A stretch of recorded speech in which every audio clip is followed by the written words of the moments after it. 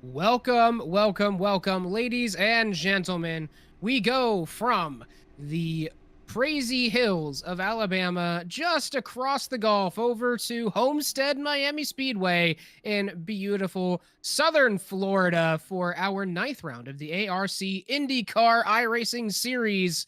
And it's shaping up to be a pretty good night here. My name is Keegan Scott, and I will be joined in the booth tonight by my illustrious co-caster, Alex Light. Alex, how are you doing this week? Other than getting a cold over Memorial Day weekend, I've been getting better. Really excited for this race. We've got a little bit of a smaller field, 18 cars, and for some reason, Cameron not cooperating with us here. 18 cars Um, on a wall. yeah, 18 cars, and we got a nice big wall there. But the championship race is heating up. We have just a few rounds left. This is round number 9. So we have this week, next week, then we head to Pocono, and we finish in our season finale at Watkins Glen. But you can see in the standings, our top 3 are Andrew Surwick, Charles Bertrand, and David McCourt. And they're pretty close within each other. I mean, 80 points separates Surwick down to McCourt. And then from there, there's a lot of really close battles, as you can see, within just the top 20 alone. To give you guys a chance to see everything. And then looking through the rest of the championship standings all the way down here, you can see we've got well over 30 drivers that have participated in this season. So huge thank you to everybody that has showed up. But qualifying underway, so let's go check out what's going on in the field. Yeah, so as always, this is a 4-lap average time qualifying, which means that your fastest single lap does not determine it. And if you touch the wall once during any of your 4 laps, well, you're done. You're starting from the back. So these guys have got to be super, super clean during this qualifying session. And it was a 75 lap race tonight. So consistency is going to be key here, Alex. No, most definitely. I mean, that's the big thing with ovals is just consistent, being patient, trying to set up your moves, and we saw a lot of it whenever we went to Indy for that race. But this track, the one thing that's tough about it is the banking on the turns, progressive banking. So what that means is when you have these corners, it's going to be a little bit shallower at the bottom and it ramps up to the top. So you're going to be able to find more speed up there. The grip a little bit harder to find at the bottom. You can see these drivers able to grip it down low early here in qualifying. We'll see if that's going to be the case in the race, though. No, almost certainly not, especially when they're going to be following in traffic. It's going to be much safer to kind of hang up there on those top 2.5, maybe if you're really careful about it, you can get away with it. But yeah. Dropping to the bottom like they're doing now, that's only going to work in qualifying. And yeah, sure, it is technically the fastest way to go, but that doesn't change the fact that it's not going to be fastest in the race. So expect these guys to be ripping that outside line quite heavily. And with fewer competitors here tonight, I think we only have 18 competitors here tonight. Yeah, Yeah, that's what it's 18. looking like. So I'm expecting, hopefully, a cleaner race than we have seen in the past. Now, granted, last oval was, chef's kiss, perfect. Yeah, it was Michigan, I think, if I'm not mistaken, was the last time. Yeah, I think we had like one caution, and then that was it. Yeah, it was nothing crazy. Very clean race, a really good finish. I believe it was Tanner Long and Andrew Surwick, and Andrew just barely edged him out. It came down to pit strategy, really. And Andrew going in, I think he took the later stop, was able to find that little bit of extra speed late in the run. But tonight, I would think the pit strategy will probably be another big key because based on mileage and everything, we should only need one stop. And tire wear, because it is a night race, even though we are in Miami, not going to be too big of a problem because it is cooler down here now with the sun down. But, I mean, that dirty area is going to cause a lot of problems, so you never know who's going to get damaged if they're riding high on the wall and get really, really tight. Yeah, that's kind of the only thing that I might see being an issue is someone getting a little bit of aero wash. They're already running high up close to the wall, and then they just kind of lose it just a little bit, clip the wall, and suddenly they end their day and potentially a couple other days as well. That's the only way I see us getting quite a lot of cautions in this race. But hopefully they are able to avoid doing that. And it looks like qualifying is almost done here. That qualifying on the left-hand side of the board is not necessarily the order that we are rolling off in. Like we said, 4-lap cumulative average, and those are all fastest times. Yeah, it's a little wonky for some reason. Program doesn't quite want to work the right way. You can see, yeah, it's still best times even going that way. So we'll see here in a moment how things shake up. At least it's better than what it has in the past, where it just all bunches up for some reason. But now with qualifying all said and done, we'll see in just a moment where everybody is gridding. So let's head down for the grid. Like we said, 18 entries in this race, and taking pole position is Brock Whiteman with a 25.4 average over 4 laps. Great series of laps put in by him. Andrew Serwick as well, only 9 milliseconds off of that pace. He'll be on the outside of row number 1.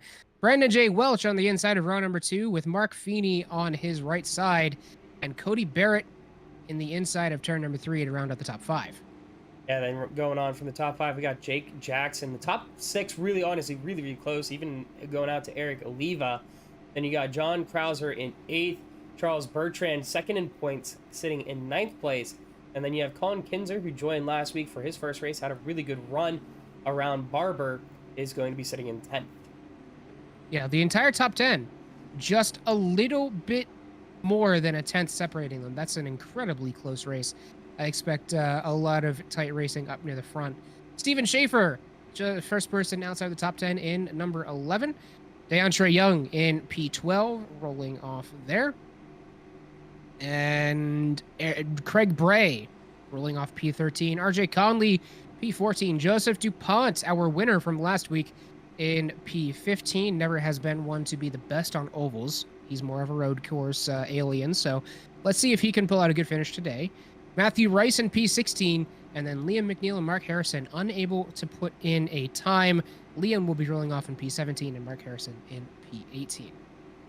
We should be rolling out here very, very shortly. So what are your expectations here? First time coming to Homestead, Miami. So some of these drivers might not be as familiar with it. So who do you think is going to be coming away with a victory here tonight? Honestly, I give it to the guys that have raced this this particular track in IndyCar before. I know Andrew has some experience here because I've raced with him on this track in a different version of the IndyCar in a different league, and he is really fast here when he's scorching around that car. But the IndyCar series on iRacing has also been here multiple times just in regular lobbies, so I expect a few of these guys have probably quite a lot of experience here, more than we would think. But I do expect Andrew Serwick to be probably our favorite. Brock Whiteman, though, he's one to certainly look out for. That absolutely blistering qual time, he's going to be a threat too. Yeah, and I mean, Andrew's won 3 of the last 4 oval races. That's a huge thing to keep an eye on, that's for sure.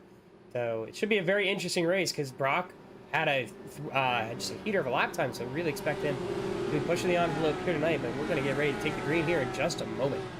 Yep, pace car coming out of turn 4. Now he's going to make that hard left turn. Field in the hands of Brock Whiteman to get us started here from Homestead, Miami. It's time for round 9 of the ARC IndyCar iRacing Series. And we are green, green, green. Everybody saying orderly for now. As we go into turn 1, Brock Whiteman gets a pretty good jump out over Andrew Serwick. Gonna roll through that mid lane and then down low, trying to cut off as much aero as he can over Brandon Welch, who is coming up on the bottom there, trying to sneak in past Andrew Serwick. I don't think he's gonna be able to do it here. Might be able to get the job done. In these early laps, you can roll the bottom line. I think I saw a car in the wall back there as well. We might end up with a caution, but I haven't seen it yet. Oh, there it is. There's the caution. Liam McNeil looks like he was the one that got involved in an incident. Not sure if there was a checkup up there. It looked like Jake Jackson was almost in the wall, but we'll get what happened here in just a moment. So as we saw by Brandon Welch ripping the bottom line there, you can do that in the early part of the run. It has to be done like the first 2, maybe 3 laps, and you're going to have to kind of guard your tires. Oh, that's some serious netcode. It was a little bit of, looks like there was maybe a little bit of contact there, a little bit hard to tell. We'll go back and watch that again. Maybe a different angle here. We're right on board with I'm pretty sure that was some pretty severe netcode. I believe that's Eric Oliva next to it. Oh yeah. Yeah, it's pretty that was close like a foot of netcode. That was like a foot in net code. Thankfully, he does have fast repair, so he'll be able to find his way back onto the track here. Gotta say, whatever changes iRacing made to the netcode formula, it is doing the exact opposite of what they wanted it to. As I've had a couple times in the last couple weeks where netcode kind of did me in pretty badly, including one that was just like egregious, like 3 feet of netcode. I was like, what the heck? But yeah, netcode has been a bit of an issue during this 22 season 2. Yeah, I've had my share of netcode issues as well, but it happens. It's unfortunate. Hopefully, things might get changed here with the new bill coming out for season 3. Lots of exciting things coming out for season 3 as well. But Yeah. I mean, looking at this race early on, though, kind of moving on from talk about we can talk about what's coming out here soon, probably all night, honestly. But talking about the race, though, looking at just that first 2 laps. There's a wide variety of lines coming out, a lot more than I expected early. But as you said, taking that inside line in the first few laps is probably going to be the best way to go if you want to try and find that passing lane. Yeah, but that is going to kind of wear down your tires a little bit right up front, especially because they're still pretty cold when you're trying to do that. So Brandon Welch is probably going to have to take it a little bit easy from here on out. I mean, he has made up a spot, I think maybe even 2 spots, but he's going to have to take it a little bit easy from here on out, and unless he really thinks he can rip that bottom line. But I think, you know, once we get past 10 laps, that bottom line is going to fall off real hard. But even still, you said there were a bunch of lines that you were seeing. I think it's going to be more about finding where the guy in front of you isn't and then following that line, because you want to have as much traction as you can. And at Homestead, Miami, with the progressive banking, if you lose that downforce, you're going right into the wall. Oh, yeah, very easily. I mean, honestly, even if you can find like a foot of clean air if you're running behind somebody, that can make a load of a difference. But open wheel is a lot different than the stock car, since you're getting that air directly onto your tires. There's nothing to really block that. It makes it a lot tougher. But we'll see how things play out here in a moment, because the lights are off on the pace car. We're going to be going green this time around. And before we go back to green, though, one quick shout out to one of our sponsors tonight is Grid Finder. Grid Finder is one of the only premier sites on the internet to find your next racing league. It does iRacing primarily, but they have a ton of other sims out there as well. F1, AC, ACC. I've even seen race room leagues on there. So if you're looking for your next grid, go check out grid-finder.com. You will find what you're looking for. We are also a Grid Finder approved league, so look for us on there as well. Getting ready to come back around to the green flag now. Field will be in the hands of Brock Whiteman, followed up by Andrew Sarowick, Brandon Welch, Charles Bertrand, and Colin Kinzer, the rookie, the young gun as well, starting to make up some time. And we're getting ready in the hands of Brock Whiteman. He's going to back them all up and then fire off the engines, gets a good jump. Andrew Sarowick is ready for it, though, backing up a little bit further back in the field. They're going to have to squirrel a little bit out of line, but they all keep it clean going into 1. 3 wide almost into turn 1. Out of turn 2 we go. Brock Whiteman has Andrew Sarowick directly on his gearbox, and one spears off to the inside. Jake Jackson goes with him. And that might bring out a caution flag. If they can keep it off the racing line, it won't. But one of them has strayed back on, and we do have our second caution of the day and our first green flag lap here. I just saw 2 cars spear off into the inside, and I did not see them contact anybody. I would love to see what happened here. Yeah, we're going to go back and take a look at that replay. I don't know if it was coming off of 2 with the cold tires or what, but Jake Jackson and Cody Barrett both got incredibly loose. So let's go back and see what happened there. Oh, we'll go back a little bit further, but here is what brought out the yellow. How would that bring out the yellow? He was on the Yeah, apron. he was underneath the line. He was in the apron, so I'm not sure how it brought out the yellow. Because Cody Barrett kept it clean. But let's go back a little bit further here and see exactly what happened to Jake Jackson and Cody Barrett.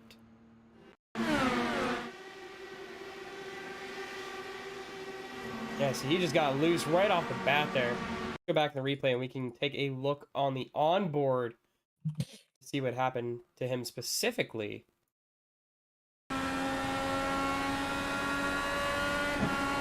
Let's see. Just arrow loose, I guess? Say it looks like maybe coming off the cold tires and getting into that dirty air, that push might have made him get loose. We'll take a look at Cody Barrett, what happened there as well for him. Maybe a similar circumstance. Just getting loose out of 2, I think. He didn't really have too many people in front of him, but it looks like they just got up a little bit and maybe took a little bit of air off his wing. What a save. Yeah, he was able to keep that clean somehow, some way. Beautiful save by Cody Barrett, and then able to just get back in the racing line. Didn't lose too many spots doing it, too, so Cody Barrett gets away with that one by the skin of his teeth. And it'll have to be Liam McNeil, I think, with... Wait. Was that Liam that was involved in that wreck? I know Liam McNeil's already won that down. Yeah, Liam was the first wreck. It was somebody. That's for sure. But they will have to kind of take their lap. Actually, no, I think they were able to get around to the pits cleanly, so... Yeah, Jake just went straight into the pits. I think, if anything, he might just get an EOL for coming in under closed pits. Yeah, but he's already honestly, in line. I was going to say, out of that, I mean, you're only going behind Liam McNeil at that point, so... Yeah, honestly. You're not really losing much ground. So that's a little bit of a blessing there for Jake Jackson.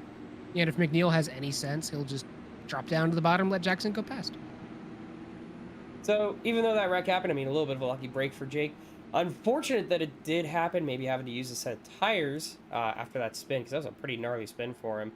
But, I mean, cold tires, sometimes it's tough to be able to get that traction early on.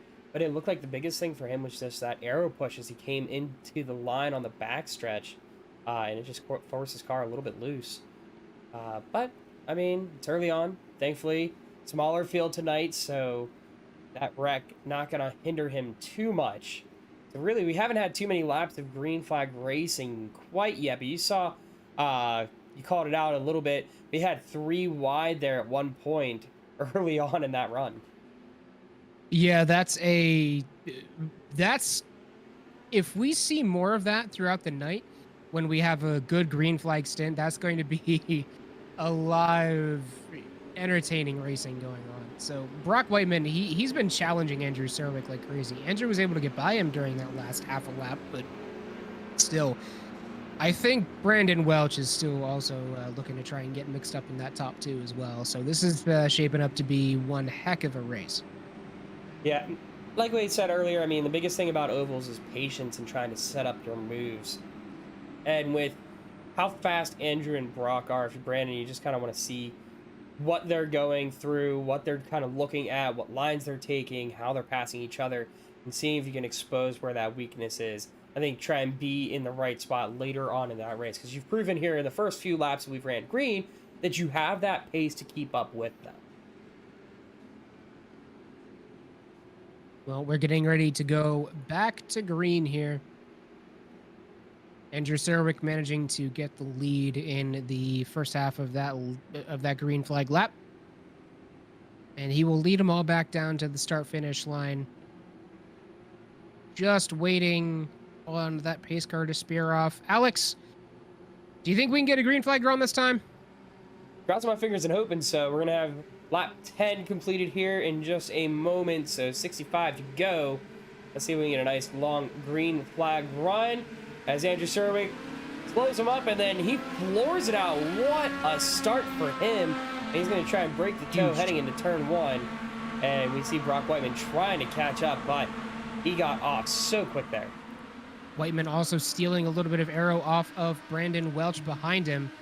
That's going to set Welch back a little bit. Maybe he had to lift off the gas a little bit with that cold tire situation that he is currently having. Brock Whiteman starting to narrow the gap to Andrew Serwick that he built just off the beginning of the race. But as we look here, Mark Feeney getting by everybody on the inside, defending well, and he is in P4, looking to try and get a good race as well. Yeah, Colin Kinsler here making a good move. You actually see behind there, Steven Schaefer going the inside, so we weren't sure how well the inside would run, but it seems like several of these guys being able to make moves down there towards the white line some really impressive racing. But now Eric Oliva going to the outside here on Colin Kinzer. Gets a nice run off, and so it looks like Kinzer's just going to sit behind him and ride that right into that dirty air, though. It's going to make things a little bit tougher. He's trying to stay in that draft, maybe looking to save some fuel for later in the run. Maybe Colin Kinzer isn't quite used to rolling around these ovals where it's the outside that's a little bit better for him. So it looks like he's starting to get with that picture now, as he was running right on the bottom for pretty much the entire first part of this race. And now that we've had a couple green flag laps, things are starting to shape up a little bit. We start seeing a couple good battles going on. Just behind Kinzer, for example, we have Krauser and Schaefer juking it out, jockeying back and forth with each other for that P7. Yeah, they keep flip-flopping positions here. And it's who's taking that inside line. There was a lot of sparks there. Yeah, I was going to say, I think I just saw sparks. Looks like things are still clear, though. We're still green. Looks like maybe Joseph DuPont got into a wreck, so if we get a chance, we can go back and look at that. But one thing I find interesting is John Krauser and Steven Schaefer here. They keep flip-flopping by going down on the inside. It's not the outside line that has the more powerful run. Whoever gets that inside. But again, that's not going to last too much longer, I think, as the tires wear in. That top line's going to have a lot more grip because that's where the majority of the cars are running. It really depends on when you what a run there by Schaefer. Wow. Wow, what a move. My goodness, Steven Schaefer. Gonna get them both. Well, both, one and a half, I should say. Not quite both yet. There he gets it. Slides up in front. There it is. Gets in front of Colin Kinzer. What a move. That was 2 phenomenal. in 1 lap. What a move, Steven Schaefer. And looking a little bit further back, battle for the top 10. Cody Barrett, DeAndre Young. You see DeAndre Young trying to make that inside work. Just doesn't quite have that same speed that we're seeing from Schaefer. I don't know if it's Schaefer's driving it in real deep or if it's that he's got that grip down there. But you see DeAndre, he's falling off quite a bit here now. He might be playing with that weight tracker a little bit to try and get a little bit more grip on the inside. Now, that's kind of dangerous, as that will run your tires down very, very quickly. So this is probably a bit of a short-term game, longer-term loss, and we might already see him lose a little bit off of that, as Colin Kinzer is down on the inside, touches the apron a little bit, got a little bit loose, but is able to save it. Yeah, he's just going to fall back in behind Schaefer. Yeah. And Schaefer's just got really good speed in the corners. He can run any of the lines. You're seeing him run the high line, the bottom line, run in the middle. It's phenomenal to have that versatility, and it's obviously paying off for him. And John Krauser now trying to work his way around Colin Kinzer. He was able to flip-flop with Kinzer a little while ago with the inside line, but now looks like he's trying to stick to that high line, maybe trying to see if he can get those runoffs as he looks to the inside into turn number 1. Gonna have a nice move, but it's not gonna be enough to pull it off, as you see Kinzer starting to pull away on that outside line. Yeah, that might actually give Kinzer a little bit of breathing room. Yeah, it just gave him about a 10th, but sometimes that's enough to kind of buy you a little bit of extra time, at least to prevent John Krauser from getting a good run on the bottom. And look at that. That's actually some really great race smarts from Colin Kinzer. He's dipping down just a little bit into the arrow path of John Krauser, so Krauser cannot hold the bottom like he wants to. Just stealing a little bit of arrow off of his right side might be enough to make him lose a little bit of control of that car and force him to back off. Unfortunately, wasn't able to do it there. John Krauser did get the spot, but you can bet Colin Kinzer is going to be in hot pursuit for that. But wow, Kinzer actually not doing too well during the race, falling prey to Barrett there. Yeah, Cody Barrett now jumping up. He's surging, riding that high line there. He's blinking around a little bit. He's pretty close to the wall, too. He's only about maybe a car width off the wall. It's a tough line to run. All it takes is one little mistake, and your night can be over. He's just jumping around here a little bit, but it's impressive that he's able to run it up there. And actually, you see Krauser gets around Schaefer now. He made up a lot of ground in a short amount of time. Yeah, Krauser has never been one to slouch during these races, so it doesn't surprise me that John Krauser is just pushing. He actually also has, I think, our fastest lap of the race. No, not quite. Off by a couple milliseconds. Yeah, I think right now, I'm trying to see who has our fastest. John Looks like it's Krauser. Brock Whiteman. And Brock Whiteman currently has our fastest, but John Krauser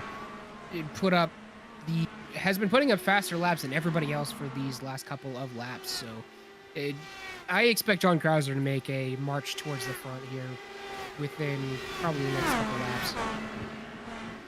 Now you got Charles Bertrand making a move up. He's making a good charge. Started off a little slow, found his way further back, and now you see him moving on up. But Steven Schaefer and Colin Kinzer may be battling back and forth there, ate up their tires a little bit. As you see them both a good bit off pace, because now you even see RJ Connolly is working his way into the fight, and he's kind of been hanging out in the back here early on. RJ Connolly could really use a good race, not necessarily a win, but a good race. They're certainly due for it.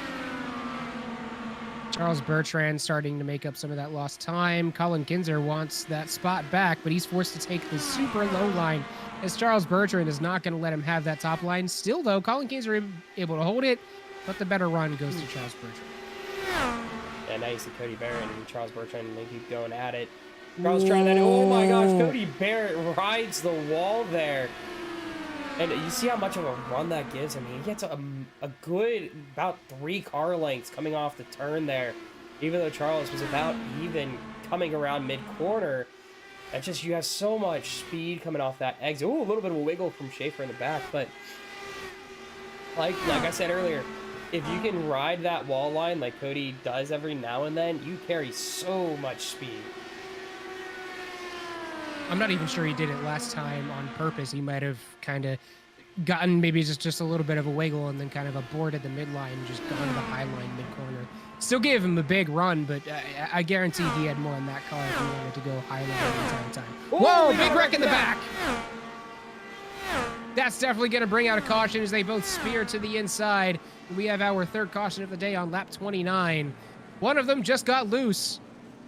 I'm not sure who it was, but one of them just got loose, and the other one just was in the wrong place at the wrong time. See what happened here. Coming off of turn 2 again. This time it is DeAndre Young and Steven Schaefer. Schaefer had a pretty big drop off. Oh, he got really loose coming out of 2 and just collects DeAndre Young. A bit of an unfortunate situation there for him. Well, we were getting towards the last quarter of the fuel tank, so we're on lap 30 here. I could see some guys go for a pit. Oh, most definitely. I mean, when we're in a spot, a pit here, a short pit could make it to the end, most likely. Yeah, you'd have to save up a little bit, and if you get a caution, you're probably just fine. Yep, there it is. Yeah, we're getting the full stops. Surwick dropping down, Whiteman following, Welch with him as well, Mark Feeney, pretty much everyone in the field dropping down to make that pit stop. Eric Oliva too, Krauser behind them, and Barrett as well. Looks like Connolly is the only one who's not going to take the pit stop and is instead going to go out and try and lead a lap. I mean, it does count as a point, so yeah. Maybe going to see if he can hope for an early caution on those cold tires. Oh, we had Cody Barrett. Looks like he maybe broke a wing there. But I think that was some neck code or something, because it went whoop, whoop, yeah, and then right back on the car. But Connolly and Mark Harrison, they both stay out. Maybe hoping for an early caution here. Maybe get like a couple laps in. Somebody wrecks. I mean, we saw at the beginning of the race on those fresh tires, we had several wrecks. So maybe that's the hope here. See if they can maybe get a bit of a run.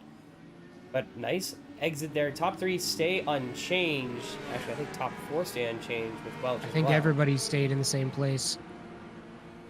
Yeah, so not much of a change in the pit stops. Everybody rolls in and rolls out pretty cleanly. RJ Connolly going to cycle around to the front of the field, but has not made a pit stop yet, so might choose to do it here and relinquish the lead to Harrison. Andrew Surwick, who is back in 3rd, is the same cycle leader. It's going to be interesting. I mean, those older tires, the restart, there's a possibility for wheel spin for these guys. It's going to be interesting to see how hard they choose to gun it on the start, what line they take, because now you've got, if you're Andrew Surwick, you have advantage on that bottom line. You pretty much could rip it here and get around these guys pretty quickly if they're not defending it. Connolly and Harrison not going to drop into the pits on this one. So they might just not drop in at all. Yeah, I wouldn't think so. Because the lights are, well, lights aren't out on the pace car. They might choose to on the next lap on the 1 to go lap. I would assume we're 2 to green at this point. So Alex, Sandown Raceway, new upcoming thing for iRacing. Have you ever seen or like raced on the track in any other sim? No, I haven't raced on Sandown. We're actually getting 2 Aussie tracks too, which is really exciting. Because we're getting Sandown and we're getting Melbourne. I haven't done Sandown before. I have done Melbourne in the F1 game a couple times. And I will say that track is exciting to run. I love the backstretch section where you go through the chicane, you hit the DRS zone, and go into the slower corners leading back to the front stretch. That's a fun track. I cannot wait to get that on the sim and try that out. But Sandown, it looks interesting. It looks like it's, from what I can tell, not a lot of elevation change. No, it doesn't. Well, maybe a couple hills here and there through the early part of the track, but not a ton of elevation change overall. It looks like it's going to be really fun for like GTs and low-powered open-wheelers. Like I fully plan on taking the F4 League there next season. By the way, check out the F4 League on Tuesdays, everybody. But yeah, I'm fully expecting to take the F4 League there because it looks like it's going to be insanely fun for those low-powered open-wheelers. Now, the only reason I mentioned Sandown, like GT4s would be good there too, like those tighter corners. Like I've heard Knockhill and touring for cars GT4 is really good. Yeah, GT4s and touring cars at those short, little tight corners, those are just fantastic. Now, so far, we haven't gotten any new car announcements.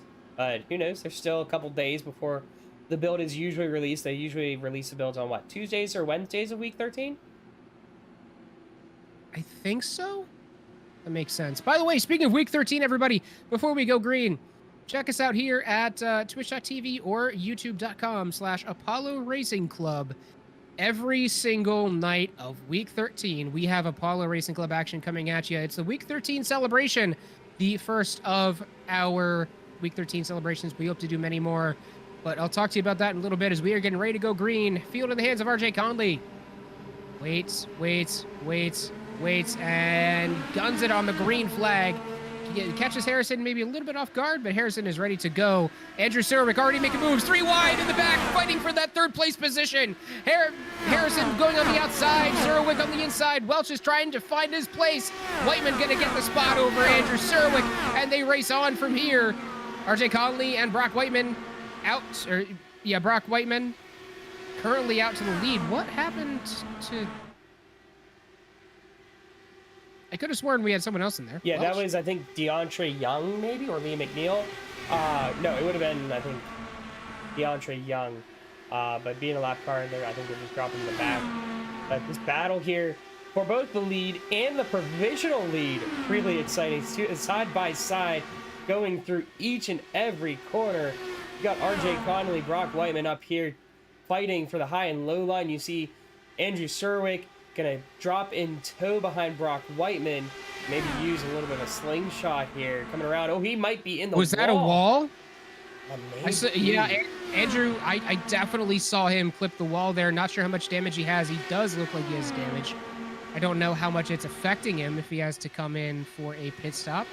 Oh wait, is Mark Harrison not on the lead lap? No, Mark Harrison... No, he is on the lead lap, but just barely. Okay, I didn't realize he was a lap down. For some reason, I was assuming he was fighting for the lead. My apologies. It showed that he was in second, right? Maybe? I don't know. Mark Harrison, he's out ahead of RJ for now, so he's just hoping to get that lap back.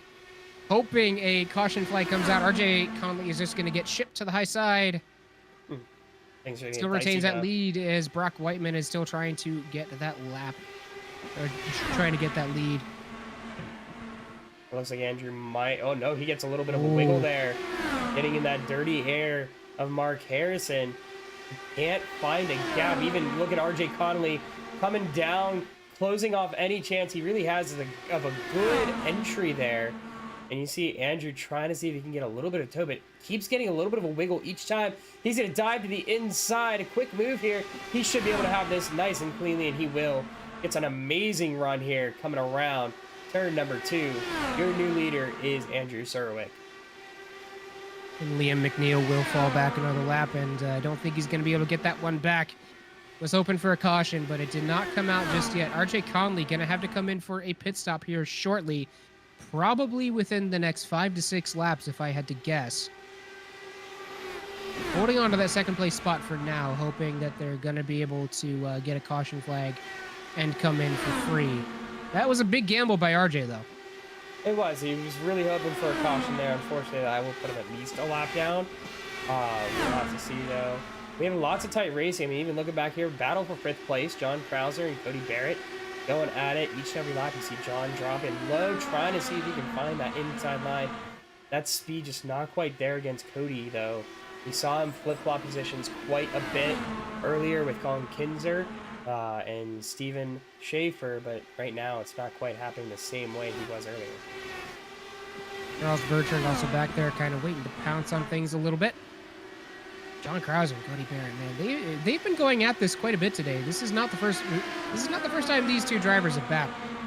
No, they both made a good way up the field too. I mean, we saw them battling for about, I think it was 8th or 9th earlier. Now battling for a top 5 spot. It's a great spot for them to be. Really have just grinded their way through the field, and we've got a caution here. Looks like Eric Oliva getting involved. He's off in the grass. Oof. So we'll see what happened here in just a second. Looks like a big hit, but that was a big blessing for RJ Connolly, is now they're going to be able to come in and get a free pit stop. Well, not necessarily free, but not a lap down. Taking a look, Eric Oliva here gets the dive to the inside. It looks like he might have just... Too deep. Oh! Not sure what happened. He collected the Colin Kinzer there. Yeah, caught the 46 of Colin Kinzer, too. Eric Oliva just dug in way too deep there. Just could not sustain that speed through that corner, entering that low, and just unfortunately, Colin Kinzer was there on the outside to receive the rage of the front end. And another view here from inside the car. It looks like it just snapped on him. Yep, that'll happen here, especially earlier on the tires. They won't be quite as predictable. We see RJ Connolly coming into pits. Mark Harrison also comes into the pit. Still not sure what happened to Harrison. I swear we saw him running P2 on that restart. I'm not sure if maybe he like blinked out for a second. Maybe it ruled him in further back in the field, but regardless, I currently don't see Kinzer a lap down on the timing and scoring. Or sorry, Harrison a lap down. I see him down by 13 seconds. McNeil, yes, I see McNeil a lap down.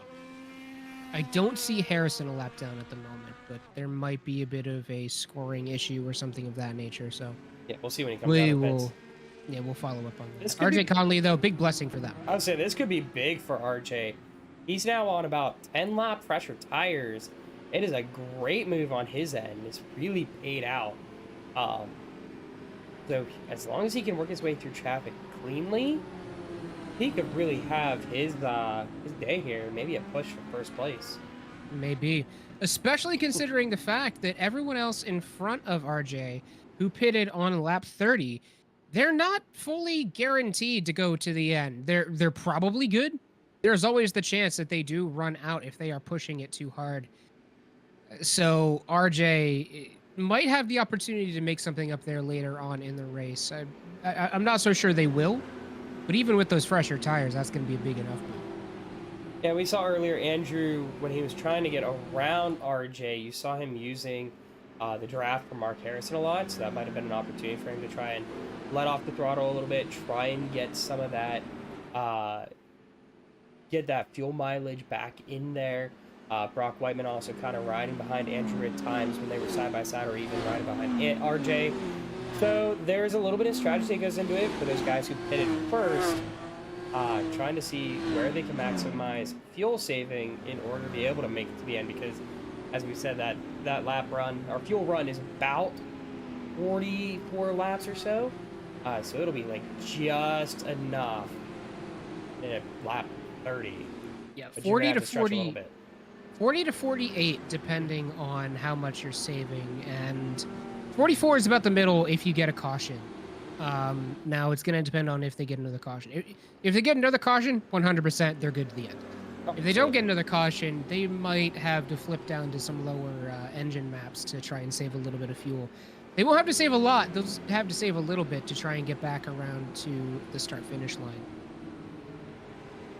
Yeah, but we should be going green this time, so we'll see how much fuel saving we have. Yeah, lights are off, so we'll be going green around this time. There we go.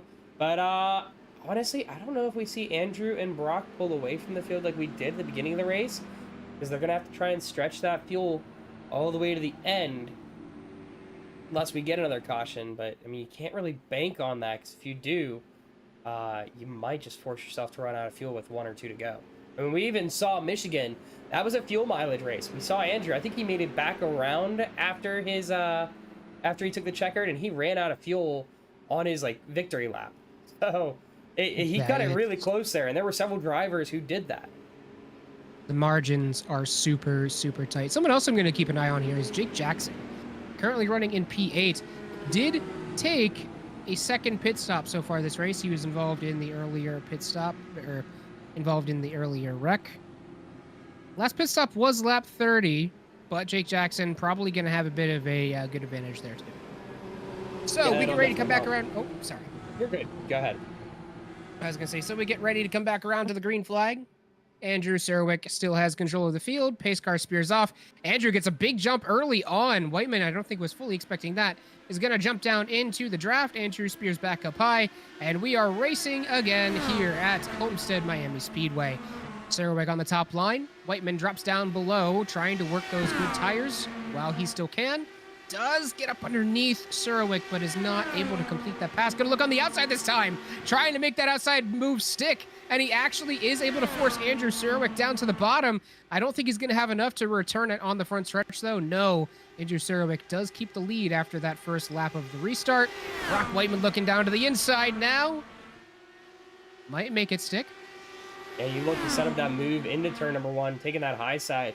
Knew that high side wasn't going to be faster, but was able to get an amazing run off of 4 to set up into turn 1 to be able to push that a little bit harder than you think you normally would have done. Now that inside just not quite sticking the same way he would have wanted to. And looks like he's going to just fall back in tow. Even a little bit further back, you see Brandon Welch and John Krauser going at it. And we got a couple more battles going on further back in the field. Yeah, everyone kind of just trying to jockey around and find some positions. RJ Connolly actually has managed to move up a spot with those good tires after the restart. This is still John Krauser trying to make up a spot on Brandon Welch. Krauser has been an absolute missile during this race. He might look to get it done on line. the inside. Yeah, he really does. He's really tuned that car out for that. Yeah, he's doing a really good job. I mean, we didn't think the inside was going to be as powerful as it has been for some of these drivers, and he is one of them that has just made it work to perfection here. I mean, he's worked his way now up to 3rd place if he can get this move done around turns 1 and 2, but I don't think he's going to have enough of speed around the corners. You see Brandon just gets a really good run mid-corner, and that's going to be enough to keep him ahead there. Just able to get that throttle down a little bit earlier than John is. Entering a corner that low when you have that much of a head of speed behind you is so difficult to make that move stick. Doesn't matter how great of a run you have on that front stretch. Once you hit turn 1, if you are not turning in the correct place, you're going to lose that lead. You're going to lose that head of steam. Simply for the fact that you're going to have to let off the gas quite heavily in order just to not hit the guy above you. So discretion definitely got the better of Krauser there. Yeah, but there's still plenty of time to run here. He's just settling in now at this point, it looks like. Keeping his distance nice and close. He's only about a quarter second back from Welch.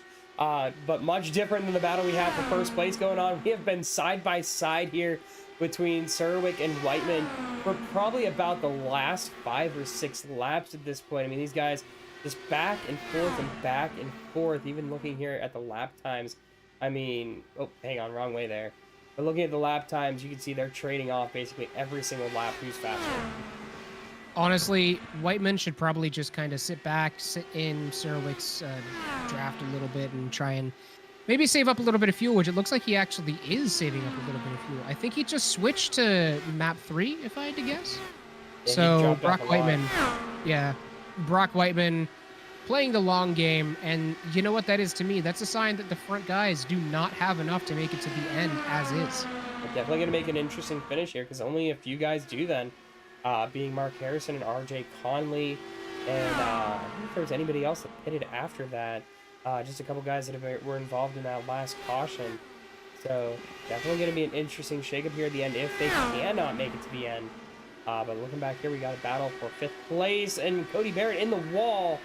Thankfully, doesn't cause too much damage, but that's going to lose a lot of valuable time there to Charles Bertrand, who he's been fighting a good bit throughout this race.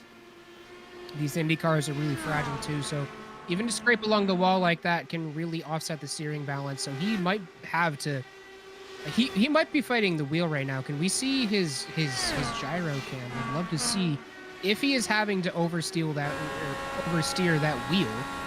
Tongue tied down the front stretch. No, he is actually fully good still. Steering alignment hasn't been thrown off, so kind of got a little bit lucky with that scrape along the wall. Yeah, it's been a relief for him. Got a little bit of a lucky break, that's for sure. Back in 9 and 10, RJ Connolly marching up through the field with those fresh tires. Yeah, he's getting a good 4 spots already. I mean, he's made a great march and is picking up with pace here, trying to make that low line stick. Just has to be careful, though, not to eat those tires up too quickly because there's still 18 laps to go. Yeah, but they also do have those fresher tires, so I would be more concerned about just trying to march up through the field. Don't worry about conserving your tires at this point. You're going to be good on tires throughout this whole thing. Tire degradation hasn't really been that bad so far. Not really, no. So, yeah. Honestly, if I'm RJ Connolly, I'm just worried about turn the fastest laps I possibly can to try and get a top 5 out of this. And that is definitely still well within the realm of possibility for RJ here. Oh, absolutely. I mean, he's honestly not much slower than the leader.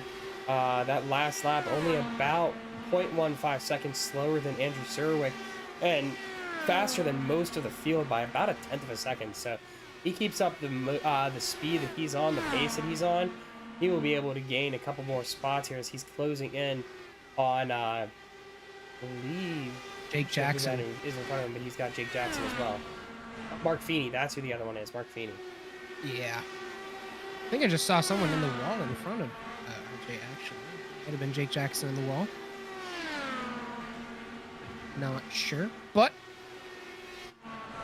back up at the front of the field, I've been kind of watching the timing go on a little bit here, and this has been kind of a yo-yo routine that these front guys have been doing. They'll catch up to each other and then back it off again. Catch up to each other, then back off again. Mark Feeney actually getting underneath Cody Barrett really quickly. Yeah, big wiggle for Cody Barrett. Not sure what's going on with him. Not enough fuel to the end of the race, maybe a bit of damage. Either way, Cody Barrett gonna drop to the bottom, come into the pits, and that's almost certainly gonna be a lap for them.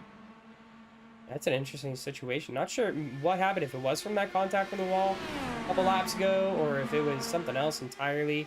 Maybe he just didn't like how the car was driving. But yeah, that's gonna put him down, unfortunately. And he was having a really solid race. I mean, he was up to, I believe, 4th or 5th at one point. Barrett is out. Oh, he's calling it. Yeah, he has called it. Oh, that is surprising. And that car Car to the garage. Really good too. Oh yeah.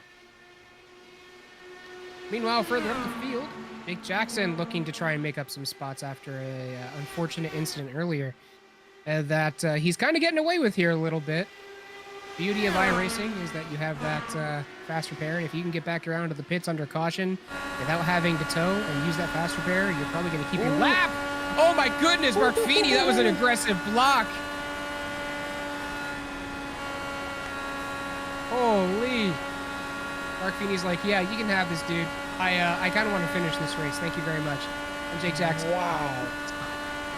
That, we almost saw a massive wreck. That could have been Jake Jackson's race for sure. Got a big lucky break, though. Thank goodness Mark Feeney backed out of that.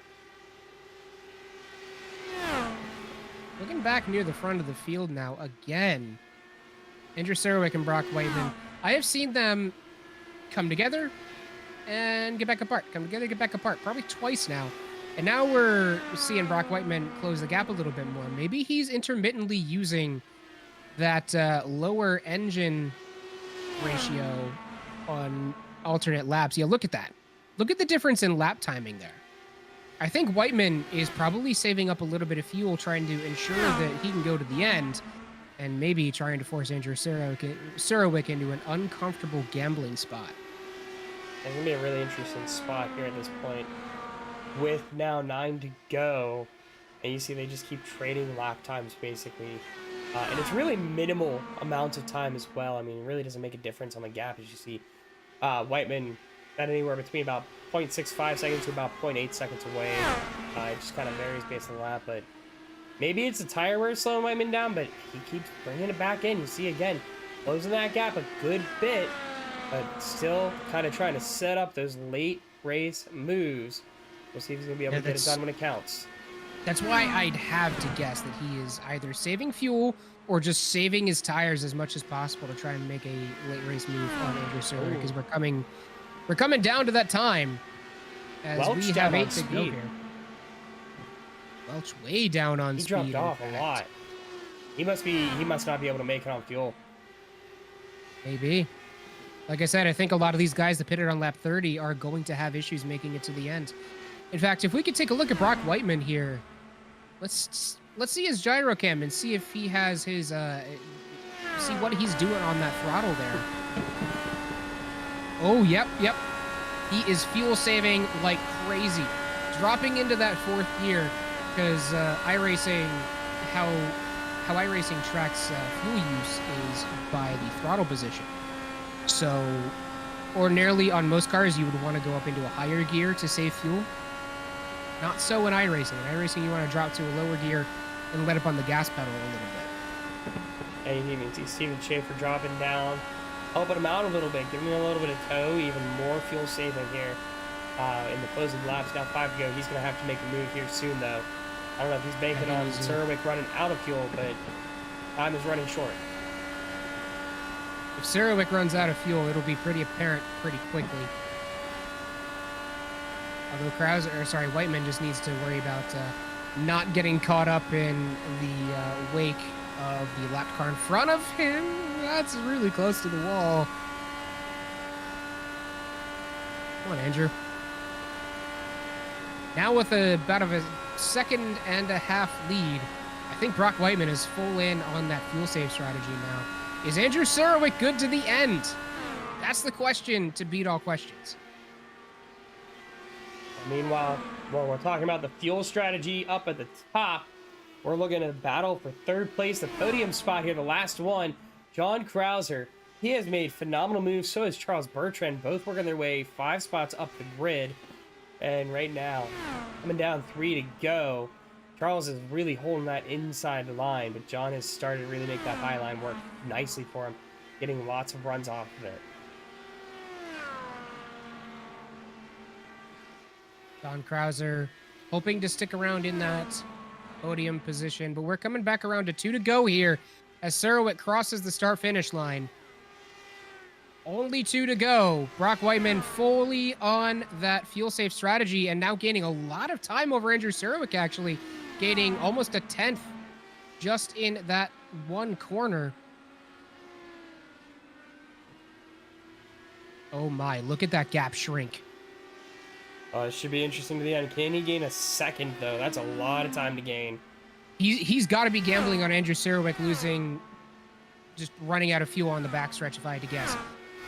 He is still gaining net a lot of time per lap, but Andrew Serowick, he might be hurting for fuel. Now he's just got to try and get as much speed built up as he possibly can so that if he runs out of fuel in 3 and 4, he'll be able to coast to the end.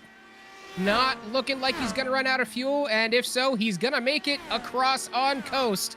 Andrew Serowick will take the win here at Homestead Miami Speedway. Brock Whiteman in 2nd, and John Krauser rounding out our top 3.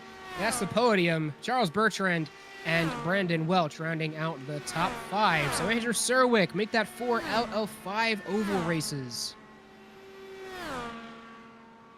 quite the impressive showing from Andrew here, being able to hold on for so many victories here. Another long run race here, going for that fuel strategy, that pit strategy works out beautifully for him. And had just enough, it seemed like, because he lost a lot of pace there at the end. As you saw that around the last two turns there, his lead dropped about 0.3 of a second coming up to the line. But it was enough of a gap that he gave himself to be able to get the victory, and he punts Charles Bertrand in celebration. Nice, that's the way to do it. Didn't just punt him, he butt slammed him. So that's the way to celebrate your win in style. But yeah, race is all wrapped up here, folks. We'll be going to interviews here in a moment, but let's take a look at the final finishing positions of our field. Like we said, Andrew Serwick, Brock Whiteman, and John Krauser rounding out the podium. Charles Bertrand and Brandon Welch rounding out the top 5. And then you got Jake Jackson in 6th, RJ Connolly, Mark Feeney, Matthew Rice, and Craig Bray round out your top 10. And then to round out the lead lap cars, you have Mark Harrison in 11th place. Yeah, 12 through 18, all off of the lead lap. DeAndre Young, Liam McNeil, Colin Kinzer, Eric Oliva, and Steven Schaefer all finishing this race. Cody Barrett and Joseph DuPont DNFs for this one. Joseph DuPont caught up in an early incident and unfortunately just decided not to continue the race. Unfortunate, but that's kind of Joseph DuPont's style. So we'll be going to our interviews here in just a moment, folks. So stick around with us. We'll be right back.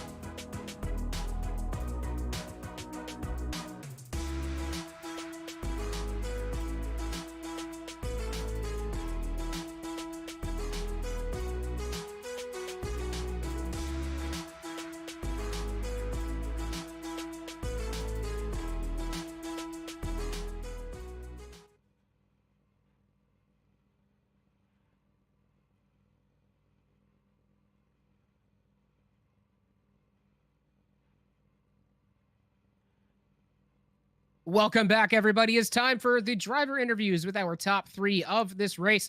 We are joined first and foremost by our 3rd place on the podium, John Krauser. John, great race. You had a massive charge to the front there. How'd it go for you? How'd you feel in the cockpit out there? Oh my goodness. Qualified 8th. Didn't get much practice this week.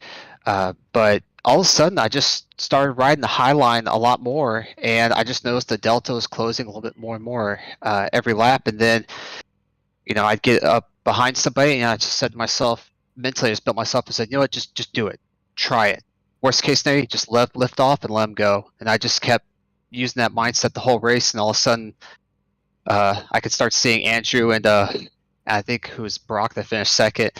I'm like, wow, something could really happen here. But yeah, it was just a great race. The car felt great. The setup was great.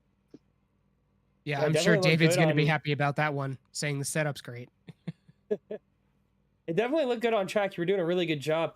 One thing we were very surprised by out of you is the ability to run the bottom line. We weren't sure how well people were going to be able to do that here in the race with the progressive banking, but how were you able to go around run that bottom so well? You made a lot of passing moves down there. So for me, it was I literally had the car coast. So for example, come 1 to 2, I would almost lift completely off the throttle, get the car rotated to where it felt good in my hands with the steering wheel, and I just gradually applied throttle. But coming down to 2, there's like this wicked bump, So I got caught by that a couple of times. Fortunately, it didn't take me. But then go with three going into four, it just was again that lifting just enough and just the gradual application of throttle. And I had the weight jacker dialed in. I think it was like -2 at one point. Somehow it was working. I didn't argue. I mean, that explains why we saw so many people losing it out at 2 was because there was a little bit of a bump, the Miami bump, I guess. So, John, thank you very much for the interview. Anything you want to shout out on stream before we go? No, I just say I think shout out to the whole league because I mean we had a lot of green flag racing. The quality I think of the oval racing has just gotten nothing but better this whole season. So yeah, shout out to everybody out in the Discord. All right. Thank you very much, John, for joining us in the booth. Go celebrate your P3. I shall. Thanks, guys. All right. Now we're going to get Brock Whiteman Brock Whiteman in the booth. Brock, congratulations on the second place. How you feeling, my man? I'm disappointed. Disappointed. Yeah. It definitely looked like you had the line in the car to go for the win here. What happened in those last couple of laps? I thought you were we up here thought you were fuel saving, but I shot you a message in Discord right before the end. But you said you were getting a little bit of dirty air. Yeah, there's 2 lap cars ahead of us, and of course, well, I'm just gonna go ahead and say this now, being sarcastic, but Andrew used his admin powers to tell them to stay low, which was the line that I was running. So, yeah, it was fine. But the thing with that is because they were running the low line, Andrew wasn't much farther ahead. So maybe if I was running the high line, I probably could have got past him a little bit easier. But the only way I was getting past Andrew was going to be on the low line. I just couldn't do it there. And then by the time I did get past at least the 1 lap car, I don't know what happened to the other one that was still ahead of Andrew. I mean, there was just like maybe 6, 7 laps left. And I mean, I needed maybe 10, 11 to get back to Andrew with the gap that I was closing, trying to run the low line. But yeah, it's another podium. It's good points for the team. It's good points for myself, and especially after, the bad time I had at Barber last week, it's definitely nice to, be back up at the front. Yeah, you had a really good run all race long. The battle between you guys was so strong. When you were fighting against Andrew, did you have a line preference? It seemed like a lot of time you were stuck on the bottom, but did you prefer that? Did you prefer the high line? What were you kind of going for? The high line's always best around here because of the progressive banking. Even more so than Michigan, because at least Michigan you can kind of, clear him and then stay ahead of him going into the next corner. But here, I mean, he's already passed you. I mean, he'll have to he'll have to lift pretty big on the high line if he's gonna, if you're gonna try to stay ahead of him. So, but yeah, the high line is the line that I wanted to run, and I think I got to run it a couple times when I was battling him. But obviously, he knew that the high line was the better line as well. So, he shows it the majority of the time, but at least there was some good battling with it, and I was kind of able to, stay with him off the corners and at least challenge for more laps than, probably any other track on the calendar. Well, sounds like you had a good race at the very least. Towards the end, like last 2 laps, you were definitely running him down, but I can definitely see what you mean about you were having some issues with the lap downs in front of you. So, anything you want to shout out on stream before we are all done here? I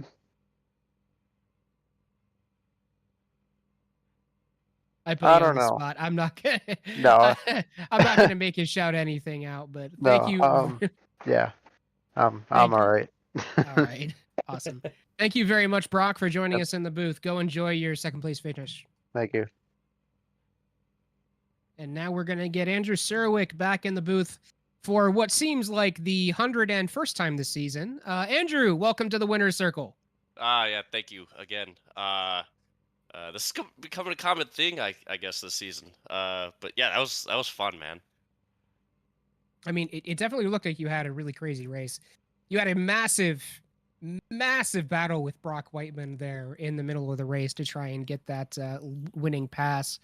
He made a joke, said you used your admin powers, quote unquote, obviously being sarcastic, to tell the lap cars behind you to stick to the bottom and take air off of Brock. So what were you thinking in those last couple of laps? Well, I was asking those lap cars in front of me to go to the bottom because I was running the top, and at the time they were running the top, so I just wanted Oh, I clean see. air. So I was like, well, whatever, whoever's behind you on the lead lap, give way to the lane that they want. But really, I was kind of hoping I wouldn't catch them as quick, and I could stay out of their dirty air, but I would able to maintain that gap back to Brock. I guess at the end it kind of worked out that way. Had to pass one of those guys, but yeah, it was a good race. I was mainly just trying to keep it out of the wall. I was super tight in the last 10 laps or so. Yeah, and it was definitely a matter of just keeping it consistent. So we had a question for you though, because we thought that Whiteman was fuel saving at the very end before he explained what happened. Were you close on fuel there? Because I know you stopped on lap 30. I didn't really see you saving all that much, and I know that our fuel window for tonight was looking like 40 to 45 without saving anything. So you had to have been at least within a lap or two, right? Yeah. So in the clean air, when you're going flat out on the fresh tires, the fuel mileage would equal 40 laps. But the tire wear was so high tonight on that right front especially, so I was lifting a lot, so I was saving a lot of fuel. So I had like 4 or 5 gallons left when I crossed the line. Okay. And that caution towards the end, the last yellow, did help save fuel as well. So I knew it would be kind of close, but that once that yellow came out, I was able to just send it home. Nice. Yeah. That was an awesome race, man. I mean, it was definitely fun to watch. We had a couple cautions early on, but after the cautions wrapped up, it was just a really nice green flag run. Yeah. I'm really impressed with all the work everyone's put in to make these ovals not like Texas. I mean, where we only had 5 green flag laps. Yeah, the longest green flag run that race was on. I think it was 3 laps. No, it was 4 laps. So yeah, it was not fun that race. But yeah, every oval since we've actually had some really long green flag runs, and they just keep getting longer and longer. So I was kind of worried because we had the 2 back-to-back cautions right at the start. But then everyone just kind of cleaned it up, and we were good to go from there. Well, our next and final oval of the season is Pocono. What are you expecting from you and from the rest of the racers in this league from Pocono? Well, I'm expecting myself to win. That's that's for sure. Obviously, last season I definitely had the pace, but I got that penalty because James started in 6th gear at the start, and I ended up passing him. Yeah. At the start-finish line. So I think without that, I probably would have won that race, and I'd still be undefeated at Pocono. But regardless, yeah, I know I have a lot of good pace around there, and it gets really strung out. So I would expect, especially with the way things have gone this season, we might not even have a single caution that race, which would be really nice. Yep, I would love to see it. So, Andrew, thank you very much for joining us in the winner's circle. You go enjoy your first place victory. Oh, I will. Thank you guys so much. Yeah, of course, dude. No problem. So, Alex, it's been a heck of a night. Great racing, huge green flag stint. What do you think?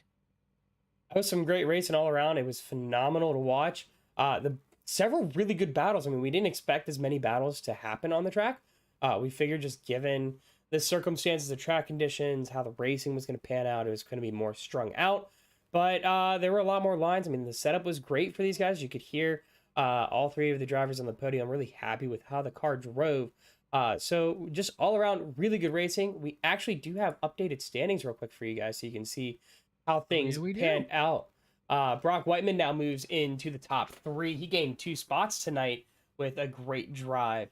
And you even see a little bit further down, John Krauser makes 3 spots up the grid, up the standings, I mean. And a couple drivers making their way up thanks to some no shows tonight, no starts. But hey, all around though, some really, really good racing. You'll love to see it. Next week though, we're headed back to the road courses. And we are actually going to Mid-Ohio. Yeah, Mid-Ohio, really good track. That is a fun one with some small elevation changes, but some really good high-speed corners. Listen, man. Last time I ran an IndyCar race in Mid-Ohio, those small elevation changes felt like 100-foot roller coaster. My goodness. Through the corkscrew, this wild. Oh, yeah. So, thank you very much, everybody, for joining us today. We will be back next week, same time, same places, and same channel. This has been Keegan and Alex bringing you all the action here from ARC IndyCar iRacing League. We will see you all next week.